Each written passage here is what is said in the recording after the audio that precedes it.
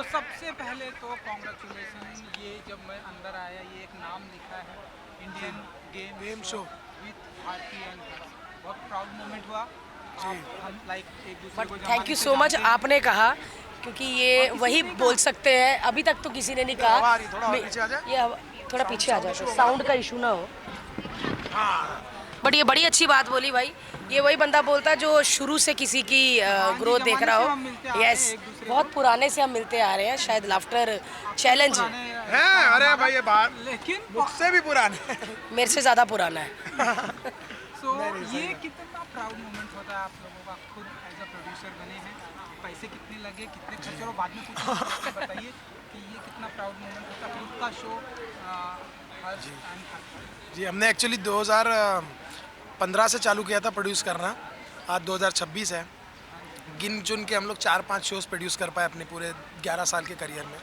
कहीं ना कहीं एक एक्टर को कन्विंस करना बड़ा डिफिकल्ट होता है नेटवर्क को कि भाई मैं भी प्रोड्यूस कर सकता हूँ, बिकॉज ऑब्वियसली सब पास्ट के एक्सपीरियंसेस रहे हैं। लेकिन फाइनली जब सोनी में मीटिंग हुई और मैंने ये शो सोनी में सालों से बेचता आ रहा हूँ, पिच करता आ रहा हूँ, जब भी बात होती है ये शो बना देते हैं, ये शो बना देते हैं।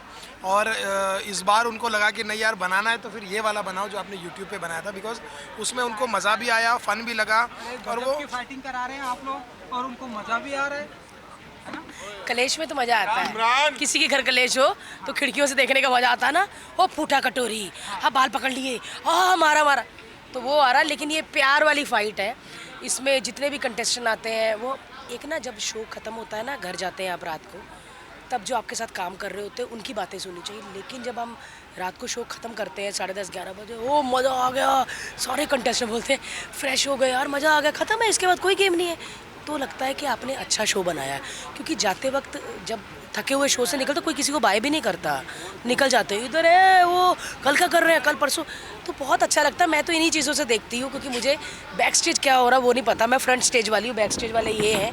और मैं तो जैसे आज शूट है, कल मेरा रेस्ट है, परसों मेरा रेस्ट है, बट इसका आज शूट है, कल से फिर से काम शुरू हो जाता है। तो मुझे बैक स्टेज नहीं पता होता और मुझे ये भी नहीं पता होता कि आज कौन कौन सा आर्टिस्ट है, क्योंकि मैं जो हर्ष के काम होते हैं बैक स्टेज वाले कभी बीच में नहीं पड़ती है। कल क्या कर रहे हैं हम, कौन कौन से गेम है, कौन कौन आ रहा है, मैंने आज तक कभी नहीं पूछा। और यहीं पे आके देखती हूँ कि मनीषा रानी और चमोला जी हैं, तो फिर भारती का बहुत क्लियर है कि भाई वो एक्टर बहुत कमाल है और मेरे पास भी एक बहुत कमाल का एक्टर है, तो मैं उसको बाकी चीज़ों से बहुत दूर रखता हूँ ताकि वो अपने काम में फोकस करे। और बाकी जो है कि स्क्रिप्टिंग से लेकर एडिट से लेकर चैनल मीटिंग्स, वो सारी चीज़ें मैं करता हूँ और बहुत मज़ा आता है। लेकिन यार खुद के काम में ना थकान नहीं लगती। यही काम हम कहीं और करते तो शायद होता क्या रहे नहीं, लेकिन जब खुद का होता है तो आदमी को लगता है कि नहीं यार ये कुछ हम अपने लिए कर रहे हैं।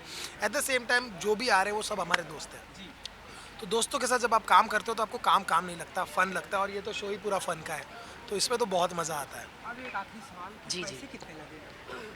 पैसे देखा नहीं, कहा ना, हाथ में कुछ भी नहीं है। बट और ये डिपार्टमेंट किसका होता है? ये सब डिपार्टमेंट हर्ष का हमारा भाई, होता है। मेरा होता है कि आईलाइनर लगा के पलके लगा के पहुंचना है सेट पे। पैसे कितने लगे वो हर्ष की जिम्मेवारी है। जैसे हर्ष बोल देता है पनीर नहीं मंगाना अब 3 महीने, तो फिर मुझे समझ आता था कि इसके भी पैसे लग नहीं, गए। और देखो पैसे की चिंता तब होती है जब आप यूट्यूब के लिए शो बनाते हो या खुद के लिए बनाते हो।